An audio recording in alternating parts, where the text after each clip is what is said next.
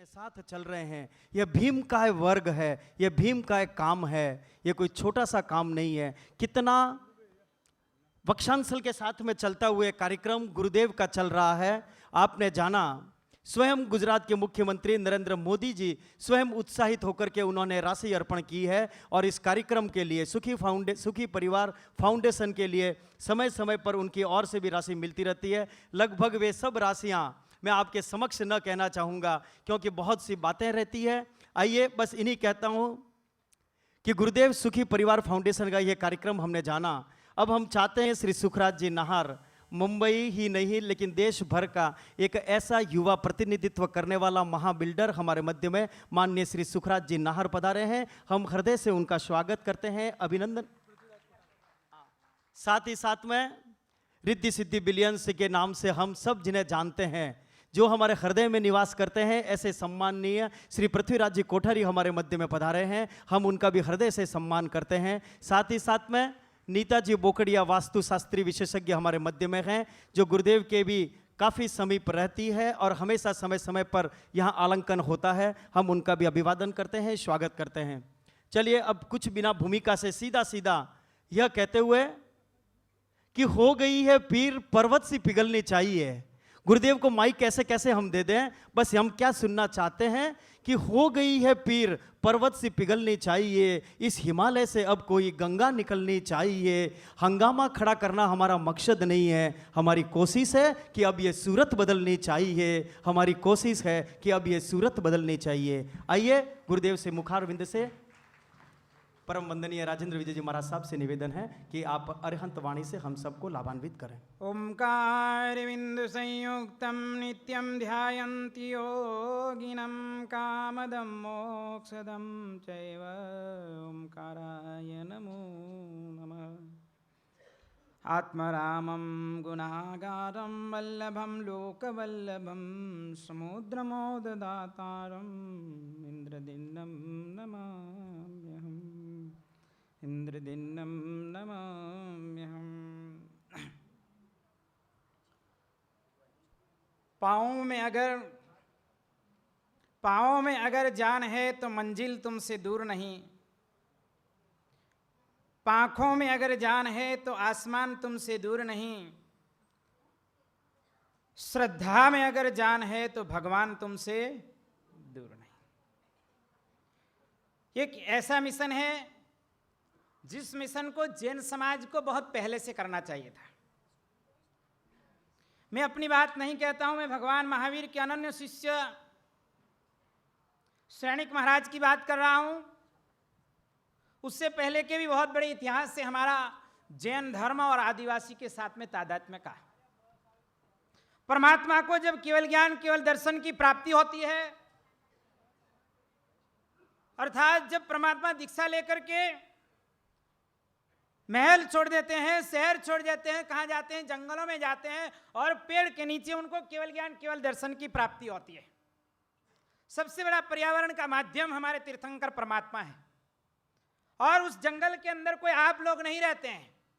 परमात्मा के रिश्तेदार परिवार भक्त सिर्फ भगवान को दूर तक निहारते, उस जंगल में परमात्मा गायब हो जाते हैं, उपसर्ग को सहन करते हैं और उसके बाद केवल ज्ञान केवल दर्शन की प्राप्ति होती है। और उससे पहले कोई दर्शन करने वाला किसी को सौभाग्य मिलता है तो जंगल में रहे हुए वनपालक बंधु आदिवासियों को मिलता है।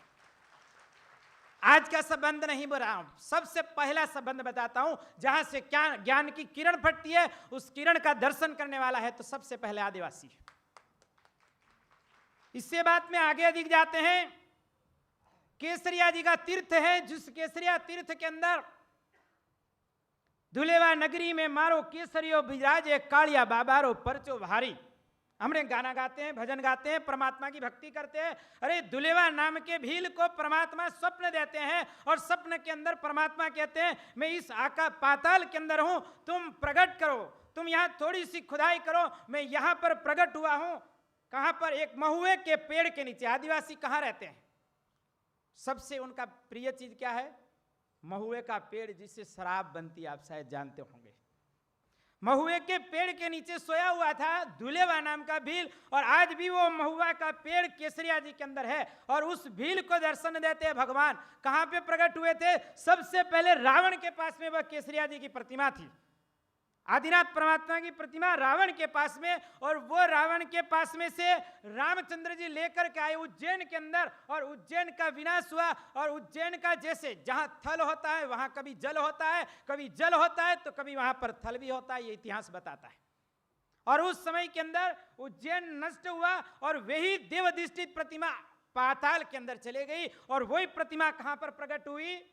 केसरिया जी, आदिनाथ दुलेवा ऋषभदेव जिसको कहते हैं, वो भी साधु को दर्शन नहीं दिए, साध्वी को दर्शन नहीं दिए, श्रावक को दर्शन नहीं दिए, श्राविका को दर्शन नहीं दिए, एक आदिवासी को दर्शन दिए। अर्थात आदिनाथ आदिवासी स्वयं है, आदि संस्कृति के प्रेरणा आदिवासी है। इसलिए परमात्मा ने, क्योंकि जो स्वभाव से निर्मल है, कोमल है आदिवासी, हमारे अंदर क्या है? छल और छिद्र है। भगवान क्या कहते हैं? छल छिद्र कपट मोहे नहीं भावा। रामचंद्र जी ने कहा है रामायण के अंदर, तुलसीदास ने, जिसके अंदर छल है, छिद्र है, कपट है, वो मुझे अच्छे नहीं लगे। निर्मल जन मोही पावा। निर्मल कौन है आज के समय के अंदर? सिर्फ आदिवासी लोग निर्मल है, वो पावन है, उसी को दर्शन दिए। और दर्शन देने के बाद में कहानी यहाँ खत्म नहीं होती है, भगवान भी बनाते हैं कभी ना कभी इतिहास, मूर्ति भी रही हुई, जड़ में भी एक चैतन्यता है। और वही दुलेवा को दर्शन हुए, वहाँ भव्य मंदिर बना, उससे इतिहास पूरा नहीं होता है। पृथ्वीराज जी कोठारी जी,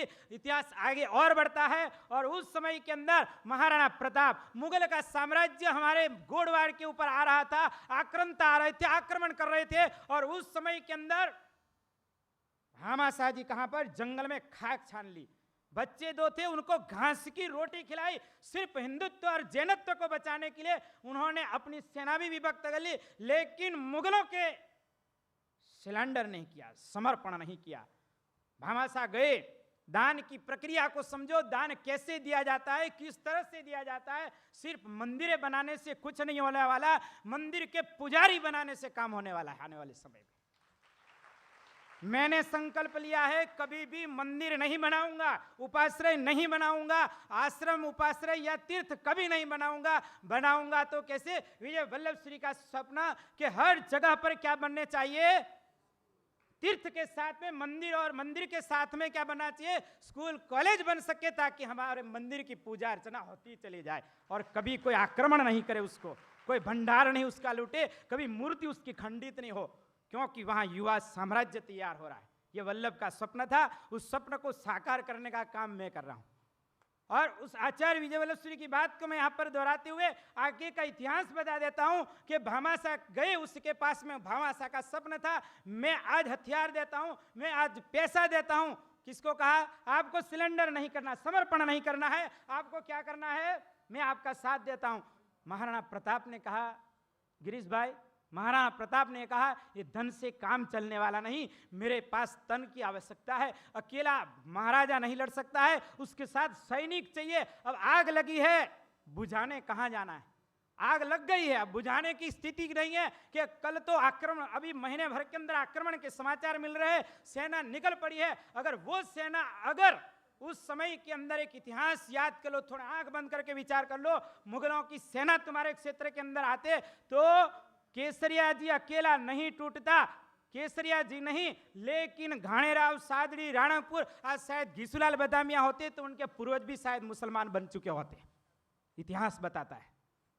महाराणा प्रताप के समक्ष गए भामाशाह, और भामाशाह ने उनके यह कहा कि यह जो है तन चाहिए, तो कहते मैं लेकर के आऊं। वो केसरिया के पल्लीपति मिले, धुलेवाल के भीलों को मिले और कहा कि युद्ध होने वाला है। आखिर आदिवासी के पास में तीर कमल कनास भाला सारी चीज उनके पास में होती है, तैयार सेना कहां से? भामाशाह ने बुद्धि लड़ाई, धन भी देगा भामाशाह और तन भी ला करके देगा, सेनापति भी ला करके देगा, और सेनापति ला करके दिया। और हल्दी घाटी का युद्ध लड़ा, किसके साथ में? भामाशाह ने भी लड़ा और आदिवासियों ने मिल करके लड़ा, और उसके कारण से आज क्या? गोड़वाड़ बच गया।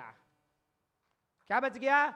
आज घिसुलाल जी बैठे हुए हैं या पृथ्वीराज, जितने भी राजस्थान के जितने कुछ लोग बैठे हुए हैं, मारवाड़ की ताकत जिससे बैठी है, ये आज आदिवासी को मैं जो कह रहा हूं वो भीख नहीं मांग रहा हूं, मैं आपको एक शिक्षा दे रहा हूं। मैं जो ऋण से ऋण चुकाने की बात कर रहा हूं, यहां बात खत्म नहीं होती है। अरे महाराजा श्रेणिक भिलड़िया जी तीर्थ है, वहां पर जाकर के स्वयं राजा ने कि आने वाला इतिहास दोहराने वाला है, जैन समाज बचने की परिस्थिति में नहीं होगा, फिर आदिवासी काम लगेंगे। इस कारण से श्रेणिक ने एक भिलड़ी कन्या से शादी की और नाम नगर का नाम बसाया भिलड़िया जी तीर्थ, भिलड़िया नगर जिसको कहते हैं। महाराजा स्वयं श्रेणिक ने क्या किससे शादी की? भिलनी से शादी की, गंधर्व विवाह किया और गंधर्व विवाह करने के बाद में वहां जो नगर बसाया गया भिलड़िया नगर, और वहां पर विराजे कौन है? भिलड़िया, कौन से भगवान है? भिलड़िया पारसनाथ। किसके नाम से है?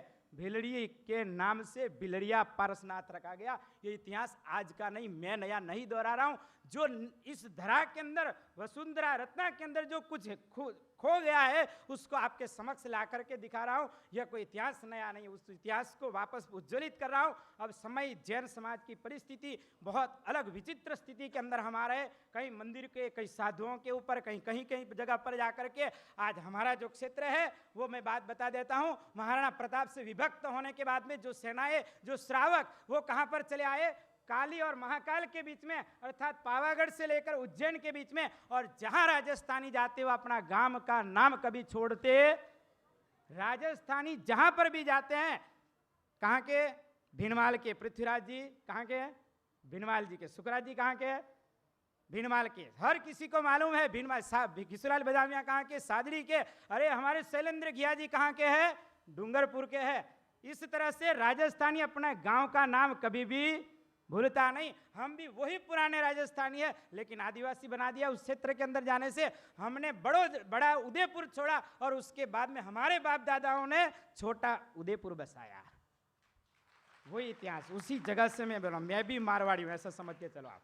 क्या आज आपके समक्ष मैं कोई भीख नहीं मांग रहा हूं, मैं तुम्हारे को एक शिक्षा दे रहा हूं। नरेंद्र मोदी जी ने कहा था मुझे 5 साल के अंदर जैन समाज पत्थरों में पैसा डाल रहा है, कुछ इंसानों के अंदर भी पैसा डालो जिससे भारत के सुनागरिक बन सके, संस्कारी बन सके। आज जरूरत है, इंसान के अंदर पैसा डालने की जरूरत है। मेरे को 5 साल के अंदर प्रोजेक्ट पूरा करने के लिए कहा था, लेकिन आज प्रोजेक्ट हमारा अशोक जी हमारे अध्यक्ष है, कहाँ के? मुंडारा राजस्थान के है। हमारे दिनेश जैन जी जो है खौड़ गांव के महामंत्री है। बहुत सारे निकेश वगैरह जितने भी बहुत सारे लोग हैं बेड़ा के हैं, राजस्थानी इसको राजस्थानी इसको आगे बढ़ा रहे। बड़ी बात, मजेदार बात है कि हमारे बोडीली तीर्थ के भी अध्यक्ष कौन है? वीरेंद्र भाई पोपट। और विजय वल्लभ श्रीश्वर जी महाराज ने उस समय, उस टाइम के अंदर जिनभद्र विजय महाराज को भेजा, और उसके बाद में वहां उस क्षेत्र के साथ में कितने आचार्य वीरेंद्र सूरी जी भी हमारे गुरु भाई है, उसी क्षेत्र के हैं। और भी बहुत सारे साधु क्षेत्र के अंदर 250-150 साधु इस क्षेत्र के अंदर है। आज हमारे आदिवासी, आपके बच्चे तो गुरु वंदन भी नहीं आता होगा, चित्त वंदन भी नहीं आता होगा, लेकिन हमारे बच्चे नाकोड़ा जी के अंदर जीव विचार, नव तत्व, भाष्य, दंडक 50 बच्चे पढ़ करके तैयार हो रहे हैं। इस समय में 100 बच्चे नाकोड़ा के अंदर पढ़ रहे हैं। जैन समाज का विकास इसके साथ में छिपा हुआ। इसके साथ नरेंद्र मोदी ने कहा 5 साल में प्रोजेक्ट पूरा कर देना, लेकिन आपके समक्ष मुझे यह बात कहते हुए 3 साल हो गए। मैं भाई खल्ला, उसके बाद ठाकुरद्वार, इसके बाद चीरा बाजार। शिक्षा के अंदर किसी के अंदर रुचि नहीं है, दीक्षा में होगी और मंदिरों के अंदर रुचि है, लेकिन शिक्षा में किसी के अंदर 5 साल के अंदर प्रोजेक्ट पूरा नहीं किया तो यह संस्था भी आपको क्या कर लेंगे, धीरे धीरे गवर्नमेंट अंडरटेकिंग करनी पड़ेगी। मेरे को 1.5 करोड़ का कर्जा है, 1.5 करोड़। आप विचार कर सकते हो कि कोई साधु 1.5 करोड़ का कर्जा कर सकता है?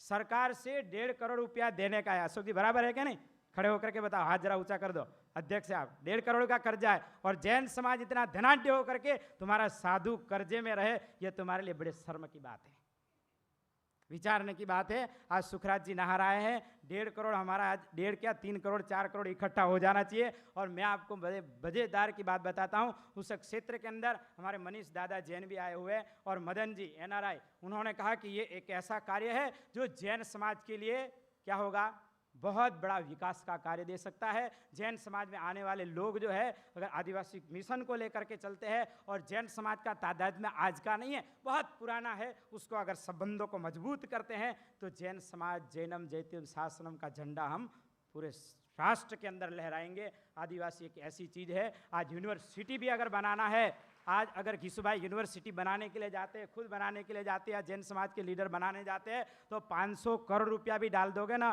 तो भी यूनिवर्सिटी बनेगी नहीं। लेकिन आदिवासी के साथ में अगर यूनिवर्सिटी बनाने चालू कर दिया तो उस दिन गवर्नमेंट आपके घर पे आकर के आप यूनिवर्सिटी बनाए, हम आपके साथ हैं। इतना बड़ा मिशन है। उस मिशन को मैं आदिवासी में एक ऐसा करुणाचार्य हूँ। द्रोणाचार्य ने आदिवासियों का क्या लिया था? अंगूठा काट लिया था। एकलव्य का अंगूठा काट लिया था। और आज आपको गौरव का विषय ये लेना चाहिए कि मैं एक ऐसा सन्यासी बना हूं आदिवासियों के लिए, क्योंकि जिसका अंगूठा कट जाता है तो वह दारू की बोतल ही पकड़ पाएगा। दारू बोतल पकड़ेगा ना। आज जैन समाज में यह दूसरा में, तुम्हारे पास में अंगूठा नहीं, ऐसा है। आज व्यसन कहाँ से आता है? अंगूठा होता है। रोटी खाना है तो भी अंगूठे की जरूरत है, लिखना है तो भी अंगूठे की जरूरत है, हर चीज है। यह नारियां हैं, 4 अंगुलियां नारियां हैं, यह पुरुष है। और जब विजेता प्राप्त करा आदिवासी का, जिस समय द्रोणाचार्य जी अंगूठा काट लिया, लेकिन आपके लिए गौरव की बात है, एक जैन साधु करुणाचार्य बन करके आज आपके साथ मिलकर के उस आदिवासी का अंगूठा जोड़ करके जैनम जयती शासनम की अलग जगानी है। ज़्यादा कुछ न कहता हुआ, बाकी बहुत सारे आए हुए हैं हमारे सुखराज जी नाहर। मेरी परिस्थिति, मेरी बात को मैंने 5 साल के अंदर प्रोजेक्ट पूरा करना, जिसके अंदर 4 हॉस्टल है। कितने?